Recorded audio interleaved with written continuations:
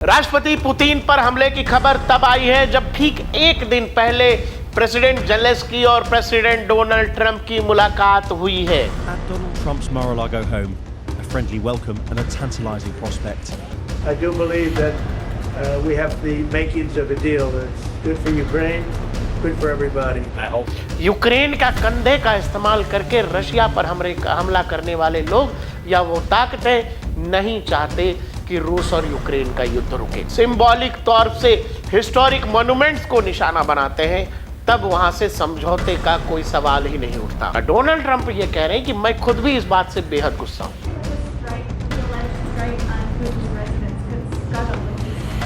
Yeah, I don't like it. It's not good.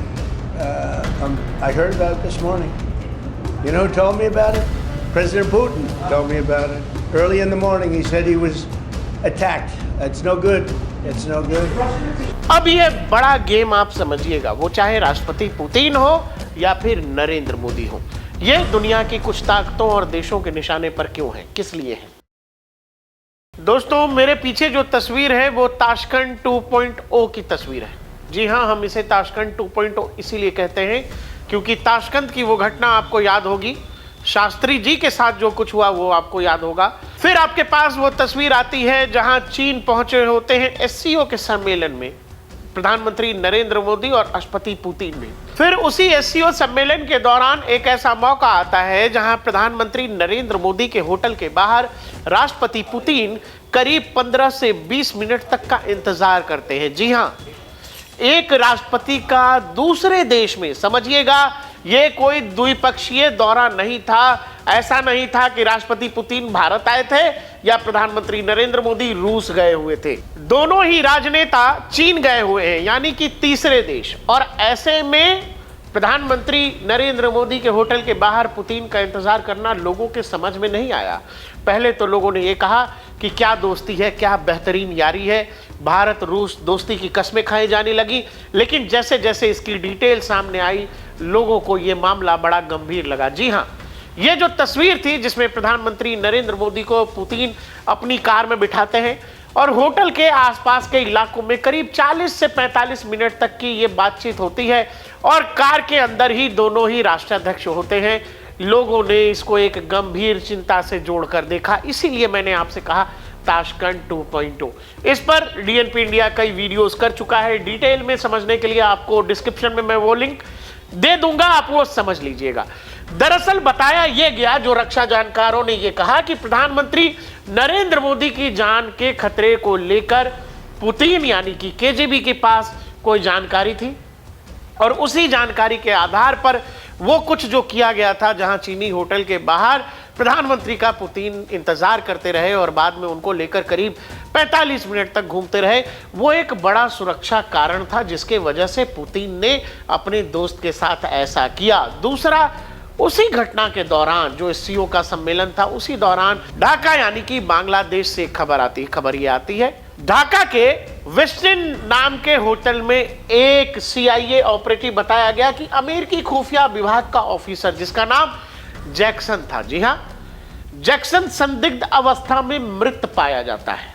समझिएगा, एक ऐसा व्यक्ति जो बांग्लादेश में अपनी पहचान और सब कुछ बदलकर कई महीनों से रह रहा था, ढाका के एक होटल में मृत पाया जाता। और यह सब कुछ तब हो रहा है जब चीन में प्रधानमंत्री नरेंद्र मोदी और राष्ट्रपति पुतिन एससीओ के सम्मेलन में थे। लोगों ने इससे जोड़कर उन चीजों को देखा जिसमें यह बताया गया कि प्रधानमंत्री नरेंद्र मोदी के साथ वैसा ही कुछ कर गुजरने की तमन्ना दुनिया के कुछ ताकतों और खुफिया एजेंसीज की थी, जो कुछ शास्त्री जी के साथ हुआ था। जी हां, और इसके लिए चीन से बेहतर मौका नहीं हो सकता था। चीन तीसरा देश, साथ में रूस भी वहां पर इन्वॉल्व, तो यानी कि एक मेजबान देश के लिए बड़ा संकट खड़ा करने की कोशिश। दूसरा, भारत चीन संबंध लोगों को पता है कैसे है, इसीलिए शायद ये सब किया गया। अब हम आपको ये पुरानी बात क्यों बता रहे हैं, वो इसीलिए बता रहे हैं कि पहले नरेंद्र मोदी और अब राष्ट्रपति पुतिन को निशाना बनाया गया। जी हां, आपको ये पता है कि जो एससीओ वाली घटना थी, उस घटना के बाद प्रधानमंत्री नरेंद्र मोदी कई विदेश दौरों पर नहीं गए, कई विदेश दौरे कैंसिल कर दिए गए। हाल फिलहाल जो नरेंद्र मोदी विदेश गए हैं वो है हाल फिलहाल में जो आपको 3 देशों के दौरे पर गए थे। इसके अलावा पुतिन तो दुनिया के किसी देश जाते ही नहीं है। एससीओ सम्मेलन के बाद पुतिन अगर कहीं गए तो कहां, भारत आए थे। यानी कि पुतिन को लेकर जो थ्रेट परसेप्शन है वो बहुत हाई है। लगभग वही सिनारियो प्रधानमंत्री नरेंद्र मोदी की सुरक्षा को लेकर के भी है।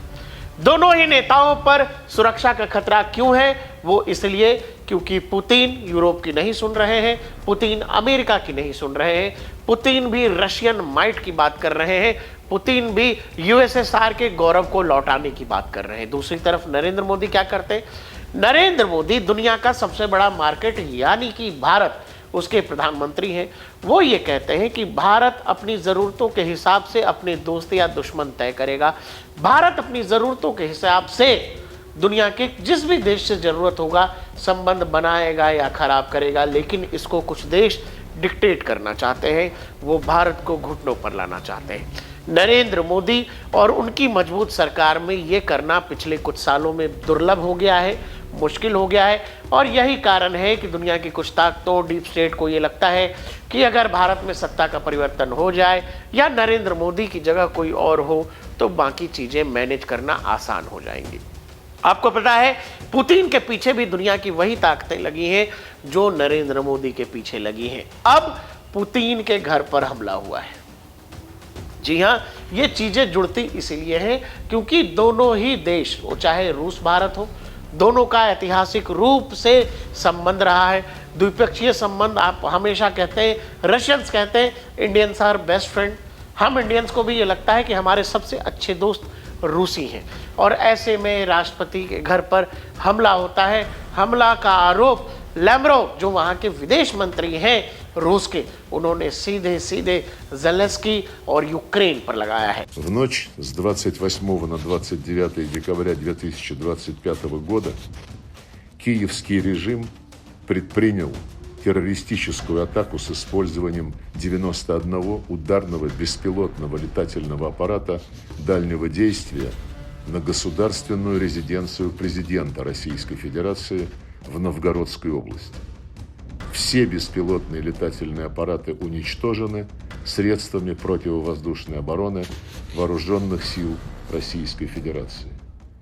Данных о пострадавших и ущербе от обломков БПЛА не поступало. Обращаем внимание на то, что данная акция была совершена в ходе интенсивных переговоров между Россией и США по урегулированию украинского конфликта. Подобные безрассудные действия не останутся без ответа. Объекты для ответных ударов и время их нанесения вооруженными силами России определены. При этом мы не намерены выходить из переговорного процесса с Соединенными Штатами. Вместе с тем, учитывая окончательное перерождение преступного киевского режима, перешедшего к политике государственного терроризма, переговорная позиция России будет пересмотрена. रूस का सीधा सीधा मानना है कि राष्ट्रपति पुतिन के आधिकारिक आवास पर यूक्रेन की तरफ से 90 से ज्यादा ड्रोन दागे गए, जिनको रशियन एयर डिफेंस ने निष्क्रिय कर दिया, हवा में ही मार गिराया, बर्बाद कर दिया।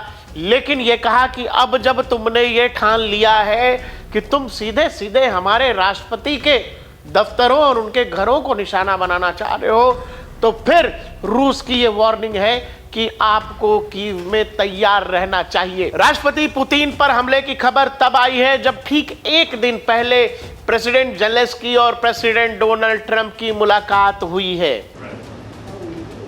At Donald Trump's Mar-a-Lago home, a friendly welcome and a tantalising prospect. I do believe that we have the makings of a deal that's good for Ukraine, good for everybody. I hope it's going to go very quickly. I think we're in final stages of talking. But a warning We're gonna too. see. It'll either end or it's going to go on for a long time. And इस मुलाकात के बाद Donald Trump ने यह कहा कि हम लोग शांति समझौते की तरफ आगे बढ़ ही रहे हैं। ठीक उसके कुछ घंटों बाद प्रेसिडेंट पुतिन के घर पर ड्रोन से अटैक, ये क्या संकेत देता है? संकेत बहुत साफ है दर्शकों, आपको ये पता होगा। ठीक ऐसे ही शांति वार्ता चल रही थी और रूस के बम वर्षकों पर यूक्रेनी ड्रोनों से हमला कर दिया गया। जी हां, कई मिलियन डॉलर का रूस को नुकसान हुआ था। आपको याद होगा कि लगातार उनके जो बड़े बम वर्षक हैं, जो बम गिराने वाले बड़े विमान हैं, उन पर जो है हमला कर दिया था यूक्रेनी ड्रोन्स ने। सैकड़ों ड्रोन्स वैसे आए और उन्होंने उनको तबाह कर दिया। ठीक इस समय जब जेलेंस्की और ट्रंप की मुलाकात हुई, तुरंत कुछ साजिशकर्ताओं ने क्या किया, प्रेसिडेंट पुतिन के आवास को निशाना बनाया। मतलब ये कि यूक्रेन में बैठे लोग या फिर यूक्रेन को पीछे से मदद दे रहे लोग, यूक्रेन का कंधे का इस्तेमाल करके रशिया पर हमला करने वाले लोग या वो ताकतें नहीं चाहते कि रूस और यूक्रेन का युद्ध रुके। मतलब जहां से समझौते की कोई गुंजाइश ही ना रहे। आप जब सीधे राष्ट्राध्यक्षों को निशाना बनाते हैं, आप जब सीधे सिंबॉलिक तौर से हिस्टोरिक मॉन्यूमेंट्स को निशाना बनाते हैं, तब वहां से समझौते का कोई सवाल ही नहीं उठता। अब जब सीधे सीधे रूस कह रहा है कि प्रेसिडेंट हाउस को निशाना बनाया गया, आपको क्या लग रहा है कि कीव से लेकर अलग अलग जगहों तक जो यूक्रेन के शहर हैं, वहां पर क्या रूसी मिसाइल गिरेंगे कि नहीं गिरेंगे? वहां पर रूस के किंजल मिसाइल गिरेंगे कि नहीं गिरेंगे, या फिर रूसी ड्रोन अटैक होंगे कि नहीं होंगे? अब एस्केलेशन लेडर ऊपर है। अब सवाल है कि इससे फायदा किसका होता है? कौन ऐसा है जो नहीं चाहता है कि शांति समझौता हो, शांति बहाल हो? आपको इस पर समझना पड़ेगा। डोनाल्ड ट्रंप ये कह रहे हैं कि मैं खुद भी इस बात से बेहद गुस्सा हूं।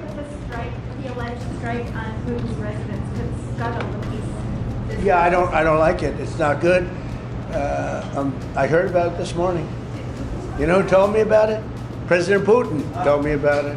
Early in the morning, he said he was attacked. It's no good. It's no good. Don't forget, you know, the Tomahawks. I stopped the Tomahawks. I didn't want that. Because we're talking about, you know, it's a delicate period of time. This is not the right time. It's one thing to be offensive, because they were offensive. It's another thing to attack his house. It's not the right time to do any of that. दुनिया के बड़े defence जानकारों की ये माने तो उनका ये कहना है कि यूक्रेन का अटैक अभी प्रेसिडेंट पुतिन के घर पर समझ नहीं आता है। अब ये कौन से रक्षा जानकार हैं? ये वो रक्षा जानकार हैं जो अमेरिकी हथियार लॉबी और यूक्रेन के पीछे बैठे वो लोगों की जो चाहते हैं कि हमेशा जेलेंस्की की जोकर वाली सत्ता चलती रहे। जेलेंस्की तो ये कह रहे हैं कि ये तो हमेशा की तरह रूस का एक झूठ है। वहीं कुछ देश दुनिया के जैसे यूएई और भारत जैसे देशों ने सीधा सीधा कंडेम किया है और प्रधानमंत्री नरेंद्र मोदी ने बाकायदा ट्वीट किया है और इस बात की चिंता जताई है कि राष्ट्रपति पुतिन के घर पर जिस तरह का हमला हुआ है, भारत इस पर दुख प्रकट करता है, भारत इस पर चिंता व्यक्त करता है। इसके अलावा कीव यानी कि सीधे सीधे यूक्रेन कह रहा है कि ये तो बेकार का क्लेम है। अब ये बड़ा गेम आप समझिएगा, वो चाहे राष्ट्रपति पुतिन हो या फिर नरेंद्र मोदी हो, ये दुनिया की कुछ ताकतों और देशों के निशाने पर क्यों है, किस लिए है? इसका केवल और केवल एक ही कारण है। वो कारण ये है कि ये दोनों ही नेता अपने देश के गौरव को वापस लाना चाहते हैं। ये दोनों ही नेता दुनिया में अपने देश की वही छवि चाहते हैं जो छवि दुनिया में कुछ देशों ने एक तरह से हथिया कर रखी हुई है। ये दोनों ही देश के नेता अपने देश को आत्मनिर्भर बनाना चाहते हैं, अपने देश के विकासशील गति को विकसित गति तक लेकर जाना चाहते हैं और यही इनके लिए सबसे बड़ी चुनौती बन गया है, क्योंकि यही कारण है कि इनके पीछे दुनिया के कुछ वो ताकतें लग गई हैं जिन्हें लगता है कि वो भारत को झुका सकते हैं, वो रशिया को झुका सकते हैं। जब उनसे ये नहीं हुआ तो फिर उन्होंने ये रास्ता चुना कि उन नेताओं को, उन लीडरों को ही निशाना बनाओ जिनकी वजह से या जिनकी पॉलिसीज़ की वजह से ये देश हमारे सामने आंखों में आंखें डाल के बात कर रहे हैं। देखते रहिए DNP इंडिया, हर खबर भरोसे के साथ।